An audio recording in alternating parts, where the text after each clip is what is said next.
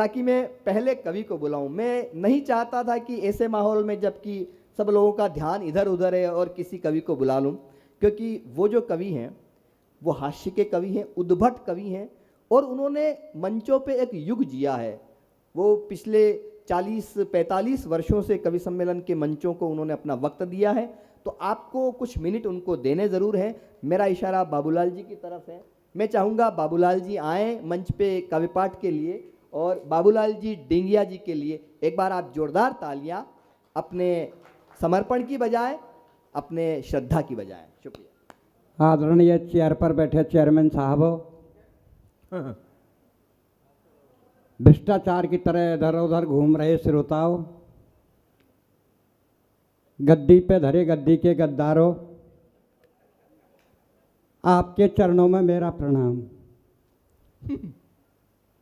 मैं बहुत सीधा साधा कवि हूँ, गांव से निकला हूँ, गांव का कवि हूँ, 5वीं पास कवि हूँ। ये सच बता रहा हूँ साहब। ये जितने कवि हैं विद्वान कवि हैं, कोई डॉक्टर है, कोई हेडमास्टर है, पढ़े लिखे विद्वान हैं, डिग्री प्राप्त करके कर तो कपताई रहे, कोई तीर तो मान नालियों बा काम है, मैं 5वीं पास कर रहा हूँ। दूसरी बात और बता रहा हूँ, मैं बैठा था चेतना जी की बगल में, शत्रु जी पता नहीं मेरे बारे में क्या क्या कह रहे, मैं हकीकत किसी का उधार नहीं छोड़ता हूँ।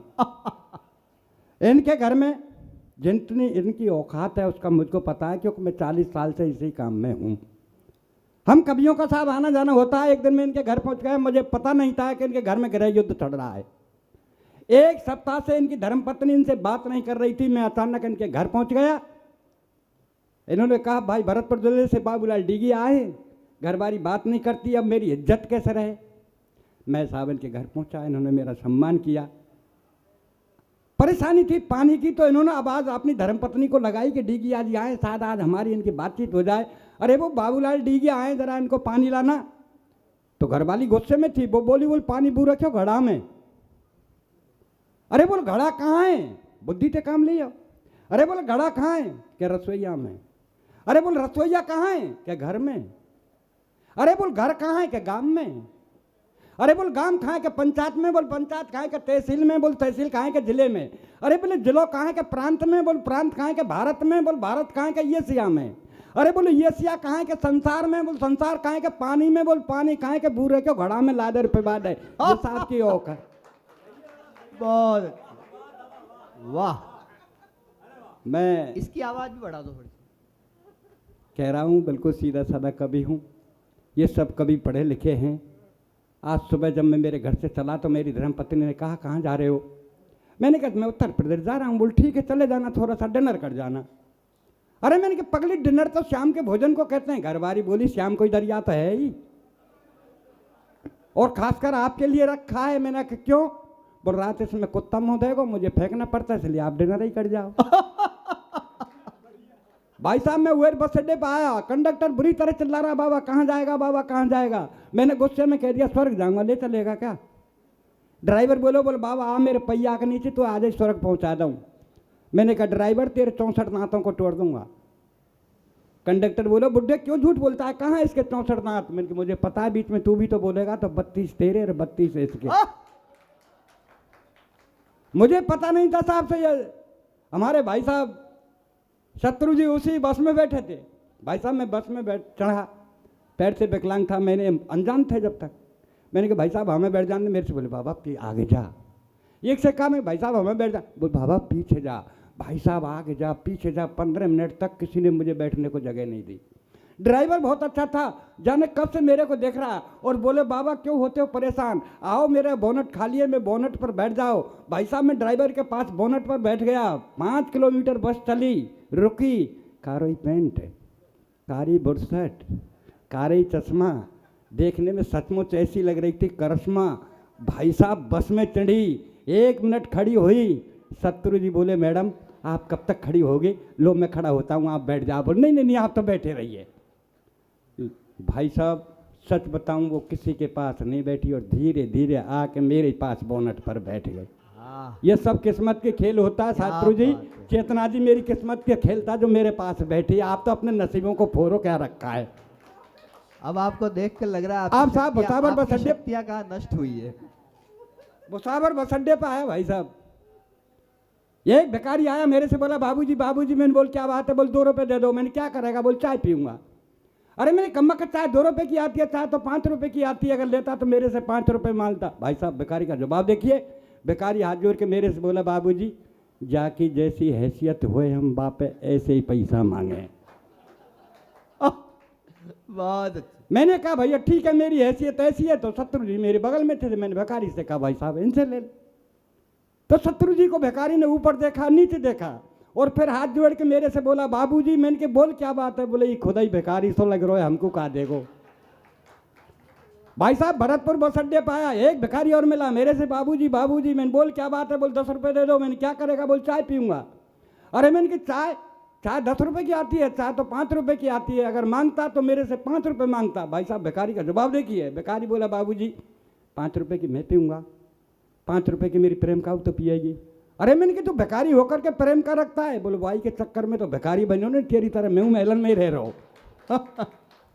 और भाई साहब जब मथुरा में आया तो एक बच्चा दौड़ता हुआ आया और मेरे से बोला अंकल अंकल। मैंने कहा हाँ बेटा। बोल पीछे से 2 आंटी आवाज़ लगा रही हैं। भाई साहब पीछे मुड़ के देखा तो सच में 2 औरतें मेरे पीछे पीछे दौड़ी। यार मैं खड़ा हो गया, मेरे से आकर बोली बाबा तेरे फोटो दे जा। अब आप सोचिए मेरा फोटो औरत मांगे।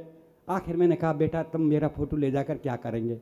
बोल बाबा रात को हमारे बच्चे रोते हैं, तेरा फोटो दिखाएंगे, रो मतों नहीं हुआ। और भाई साहब जब मैं ठीक आपके यहाँ बाजने में आया तो मुझे किसी ने नज़र उठा करके नहीं देखा, एक डॉक्टर साहब ने ज़रूर देखा। और डॉक्टर साहब बोले भाई साहब कहाँ के हो? मैंने कहा राजस्थान का। कहाँ जा रहे हो? मैंने कहा साहब मैं यहाँ कब सम्मेलन में आया हूँ, आप कभी हो? मैंने कहा। बोला आप कैसे कभी हो, आप तो बीमार हैं। मैं डॉक्टर साहब मैं बीमार नहीं हूँ। बोले मैं डॉक्टर हूँ मेरा विश्वास करो। अरे मैं डॉक्टर साहब मैं बीमार। अरे बोल मैं डॉक्टर हूँ मेरा विश्वास करो, आप में खून नहीं है, आप खून चेक करा लो। मैं डॉक्टर साहब जब खून ही ना है तो चेक क्या कराऊँ? अरे वो ब्लड प्रेशर चेक करा लो। मैं डॉक्टर साहब जब ब्लड ही नहीं है तो प्रेशर कहाँ से होगा? और मैं डॉक्टर साहब ब्लड प्रेशर के बारे में खूब जानता हूँ। जब मैं हाई स्कूल में पढ़ता था मेरा ब्लड हाई था, इंटर किया तो मध्यम रह गया, और जिस दिन से डॉक्टर साहब घरबारी आई है वह दिन से लो चल रहा है। बहुत अच्छे। फिर भी डॉक्टर साहब ने सिरंज लगाई। भाई साहब 15 मिनट बाद डॉक्टर ने के पसीना सिरंज को तोड़ते हुए मेरे ने कहा डॉक्टर साहब क्या हुआ? बोले खून ही नहीं मिला है। मैंने डॉक्टर की सिरंज को तोड़ा और मैंने कहा डॉक्टर साहब आपके बजाय तो हिंदुस्तान के मच्छर अच्छे हैं, जहाँ मुझे काटते हैं वो तुरंत खून निकाल लेते हैं। क्या बात है, क्या बात है, वाह अच्छी बात थी, आपकी तालियां कमजोर थी। मैं माफ़ी चाहता हूँ अगर यहाँ कोई डॉक्टर हो तो। मैं इन डॉक्टरों के बारे में रचना नहीं पढ़ रहा हूँ, मैं जयपुर के उस अस्पताल की एक छोटी सी रचना पढ़ रहा हूँ कि मरीज का दाहिना पैर कटना था, डॉक्टर साहब ने बायां पैर काट दिया। मरीज का हाँ दाहिना पैर कटना था, डॉक्टर साहब ने बायां पैर काट दिया। कि एक मरीज की अंतिम चल रही थी घड़ी, एक मरीज की अंतिम चल रही थी घड़ी, ये डॉक्टरों की भीड़ घेरे खड़ी। तो डॉक्टर साहब मरीज से बोले भैया तेरी अंतिम इच्छा वो तो बता जा। मरीज बोला डॉक्टर साहब मेरी अंतिम यही इच्छा कि मेरी जगह तू मर जा।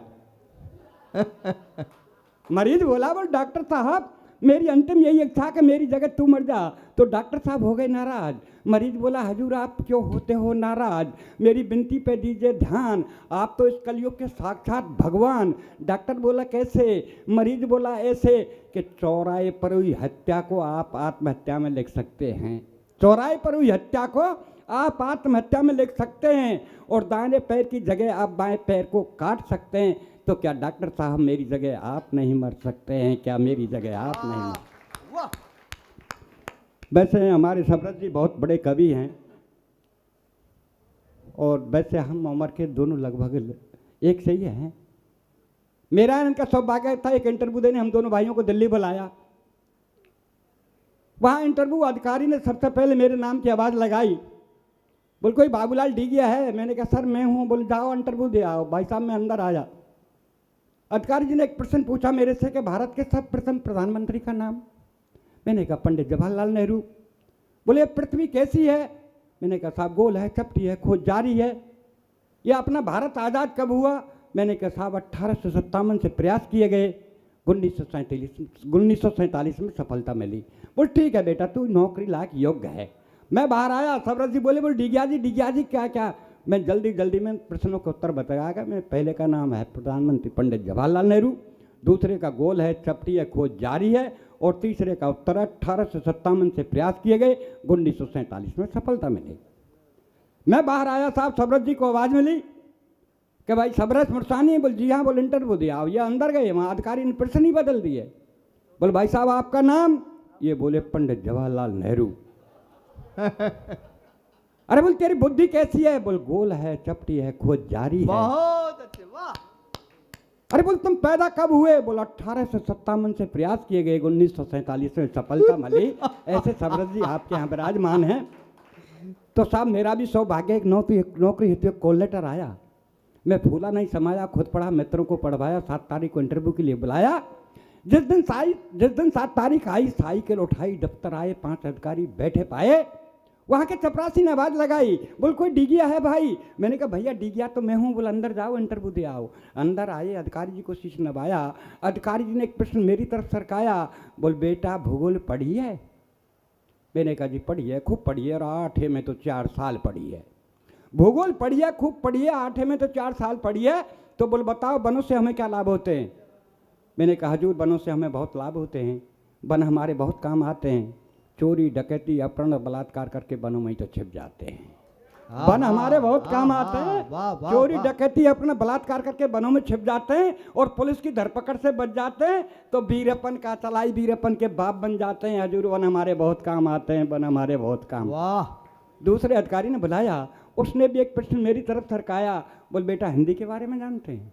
अरे मैंने कहा सर हिंदुस्तान में रहते हैं, हिंदी को राष्ट्रभाषा मानते हैं, हिंदी के बारे में खूब जानते हैं। तो बोल बताओ ये गंगा कहाँ से आती है और कहाँ तक जाती है? गंगा कहाँ से आती है और कहाँ तक जाती है? मैंने कहा सर गंगा शर्मा जी के घर से आती है और ब्रह्मा जी के घर तक जाती है। गंगा शर्मा जी के घर से आती है और ब्रह्मा जी के घर तक जाती है।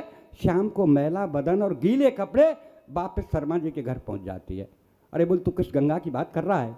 मैं उस गंगा की बात कर रहा हूं जो हिमालय पर्वत से निकल बंगाल की खाड़ी में गिरती है, दिन भर पापियों का पाप धोती है। मैंने कहा हाँ हजूर वो गंगा पापियों का पाप धोती होगी, पर ये गंगा जब सुबह सुबह शर्मा जी के घर से वर्मा जी के घर तक आती है तो दिन भर झूठे बर्तन और मैले कपड़े इस पेट की खातिर धोती है।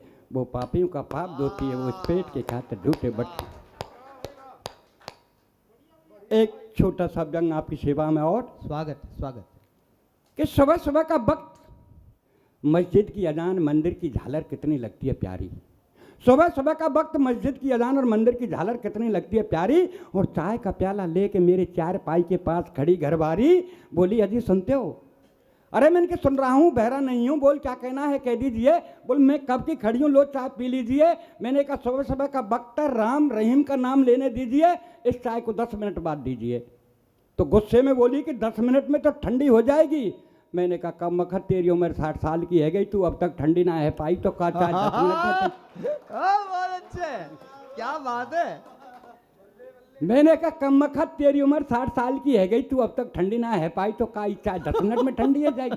भाई साहब इतनी कहने पर गुस्से में तेज कमरे से बाहर आके बड़े जोर से रोने लगी, भगवान से प्रार्थना करने लगी कि हे भगवान मेरी ये कर्जी है, आगे आपकी मर्जी है, मेरा एक थोड़ा सा काम कर दीजिए, इस संसार से मेरे पति बाबूलाल ढेगिया को उठा लीजिए और मुझे विधवा बना दीजिए।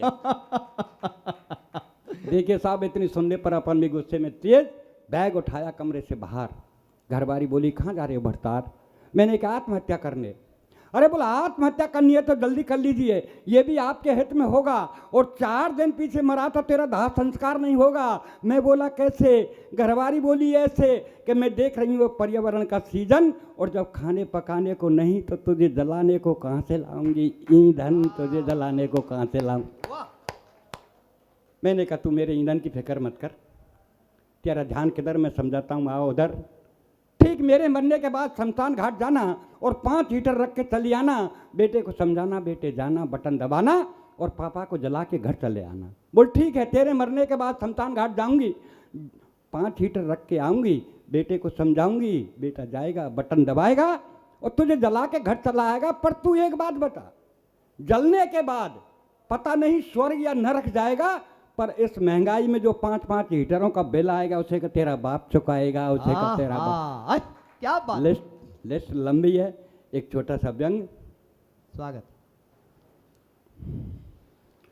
देखो साहब, एक कब सम्मेलन सुनने मेरी धर्मपत्नी आई और हमारे अज्ञात जी ने भारत महान के ऊपर रचना सुनाई। उस कविता से सुन करके और आकर के मेरे से कहा, बोल देख आप जहाँ कब सम्मेलन में जाएंगे वहाँ केवल भारत महान के गीत गाएंगे। हम आए साहब, तो वहाँ आयोजक जी ने यही कहा, बोल डिगिया जी एक बात निभानी पड़ेगी और आप तो तुमको भारत महान के ऊपर रचना सुनानी पड़ेगी।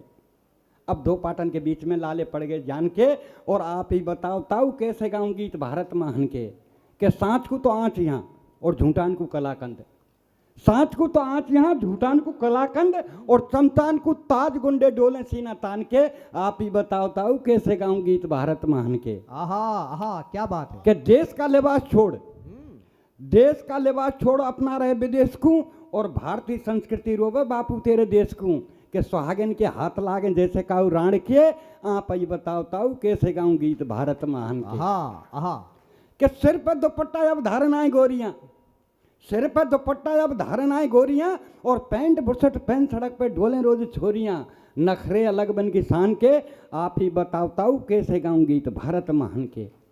कि राम के भगत बने, राम के भगत बने ठेकेदार राम के, और मंदिर में बलात्कार पुजारी करें राम के, आप ही बताओ ताऊ कैसे गाऊं गीत भारत महान के। वाह। कि खाद को तो राब खागो सुखराम खागो टाट को, खाद को तो राब खागो सुखराम खागो, खाद को तो राब खागो सुखराम खागो टाट को, और गाय भूखी मर गई लालू खागो घास को। मौज मारे गुल छर्रे उड़ाए देखो तमाशे बिहारी जवान के, आप ही बताओ ताऊ कैसे गाऊं गीत भारत महान के। बहुत अच्छे। आहा। और साहब मेरे चेयरमैन साहब वो कह गए, किसान के ऊपर एक बिल्कुल लाइन है बस, बिल्कुल। इसके पढ़ने के बाद मेरे बाद एक एक कवि आएंगे, ये सब गुजर जाएंगे, मैं बैठ जाऊंगा। चार पंक्ति मेरे देश के प्रजातंत्र के स्वामी के नाम, कि तेरे अरमानों